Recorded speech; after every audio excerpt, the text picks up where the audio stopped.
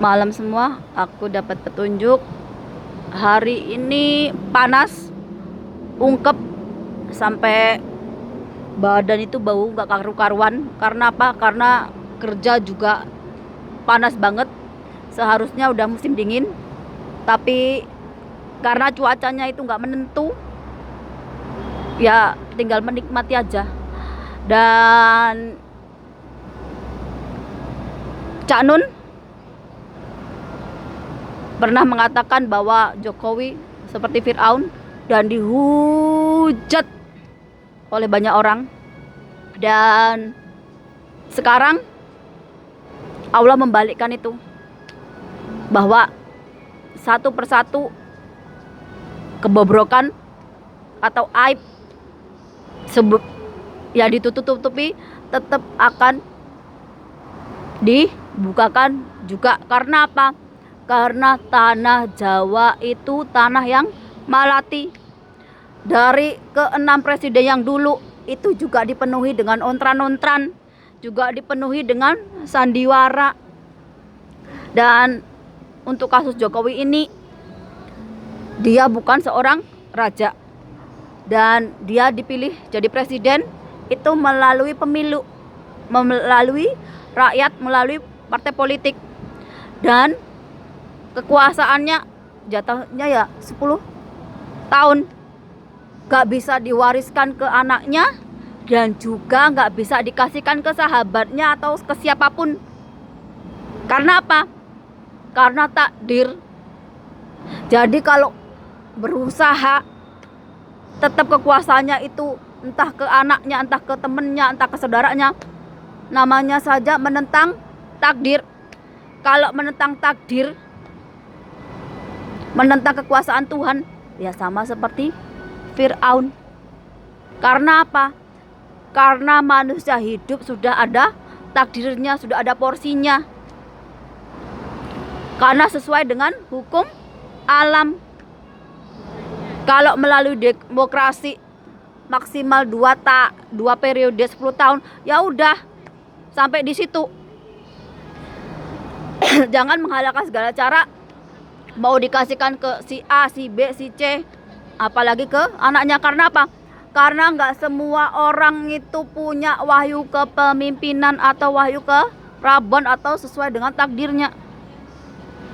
Ingat, manusia hidup itu ada takdirnya sendiri-sendiri. Kalau selama 10 tahun ini, yang terakhir 5 tahun, kenapa adem ayem aja, nggak ada demo berjilid-jilid, nggak ada kerusuhan di sana sini? Lawa yang tukang bikin rusuh, orang yang tukang jilid, demo berjilid-jilid, ada di pihak dia. Ditutup pakai apa? Pakai cuan, pakai korupsi, pakai apa lagi? Pakai semua yang bisa dijadikan bancakan, mulai dari proyek dan sebagainya. Orang lain bisa ketipu, tapi enggak saya. Karena apa? Karena jejak rekam. Kalau dulu sebelum reformasi, tragedi berdarah banyak. Nah, dalangnya sekarang sudah pemerintah.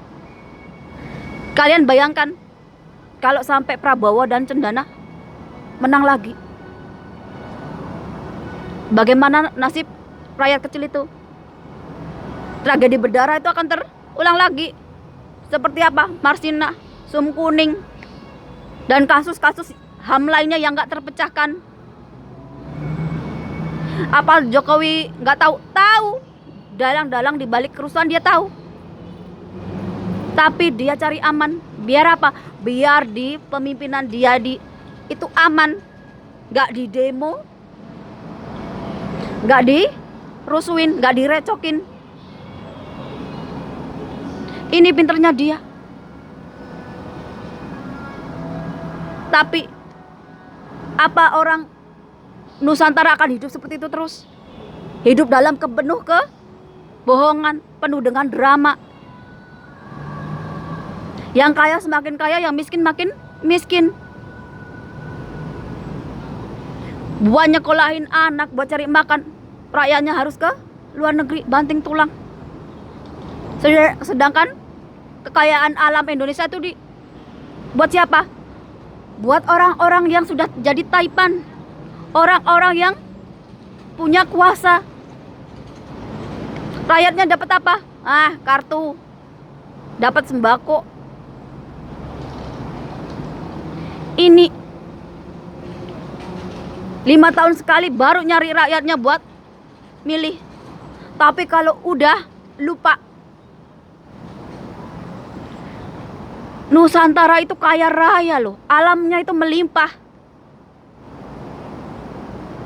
Tapi bagaimana hidupnya bisa kalah sama Singapura yang nggak punya lahan, nggak punya apa-apa.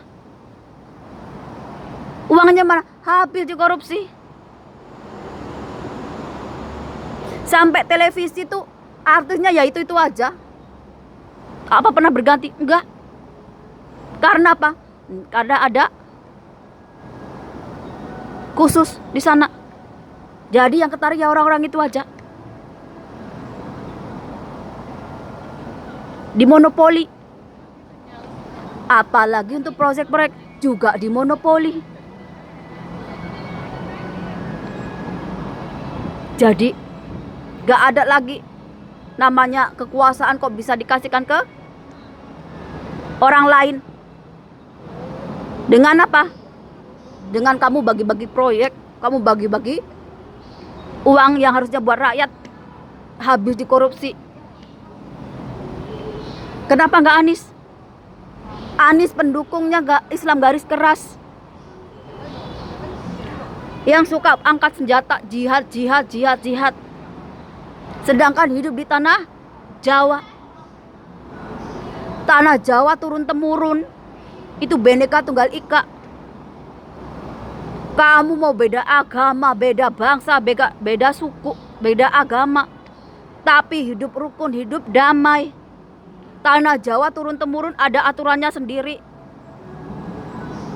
Gak kaleng-kaleng aturannya.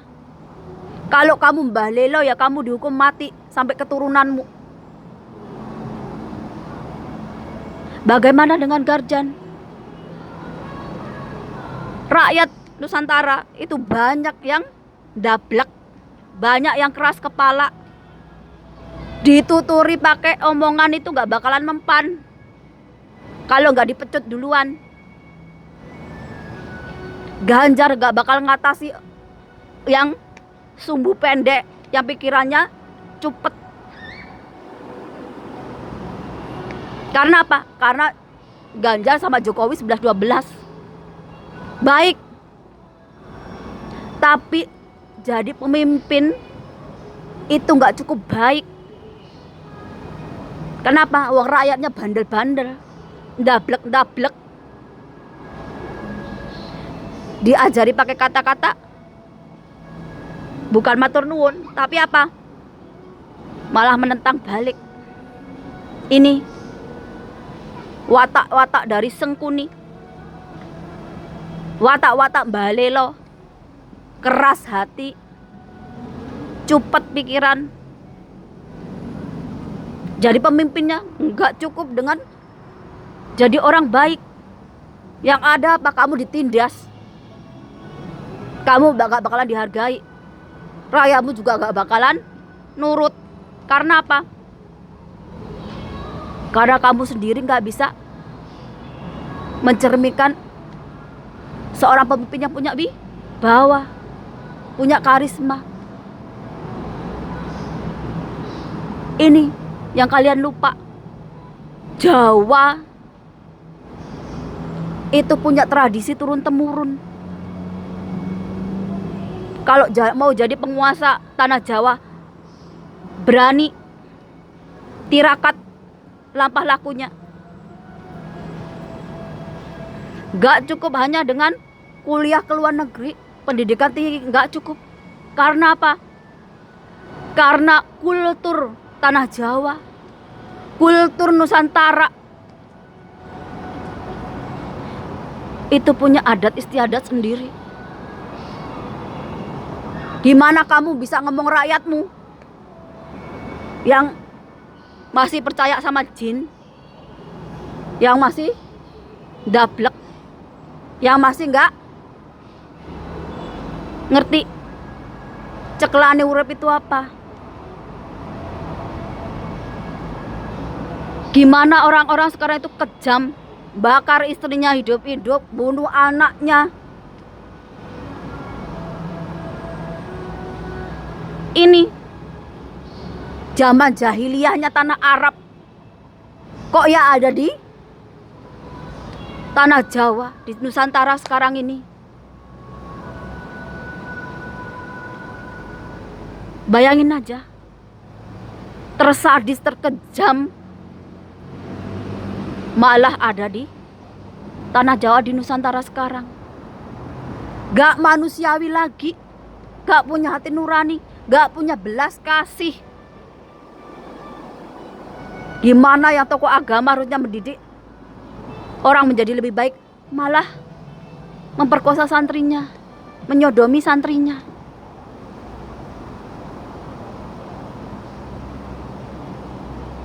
Tanah Jawa Nusantara bukan menjadi lebih baik lagi, malah rungkat.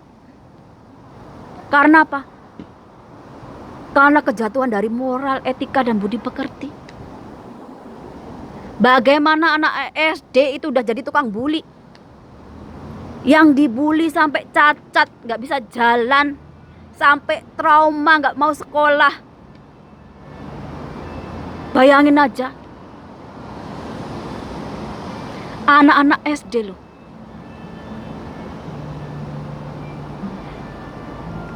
Sebejat-bejatnya saya itu juga gak bakalan tega kalau bikin nyakitin orang. Yang dilupakan adalah ngajarin anak tentang kasih sayang, budi pekerti, welas asih. Gak hanya ke orang lain, tapi ke semua makhluk hidup. Biar apa? Biar anak-anak itu gak jadi setan atau iblis. Jangankan anak-anak SMA yang jadi tukang klitih, yang jadi tukang bacok, yang jadi preman. Anak SD, anak TK udah bisa bully orang lain. Terus apa yang diajarkan di sekolah? Terus apa yang diajarkan orang tuanya?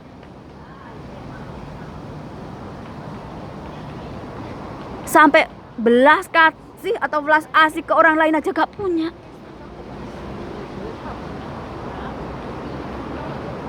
Gimana sebagai seorang perempuan itu gak sedih, gak nyesek lihat korban-korban dari bullying anak SD? Apalagi yang pelakunya.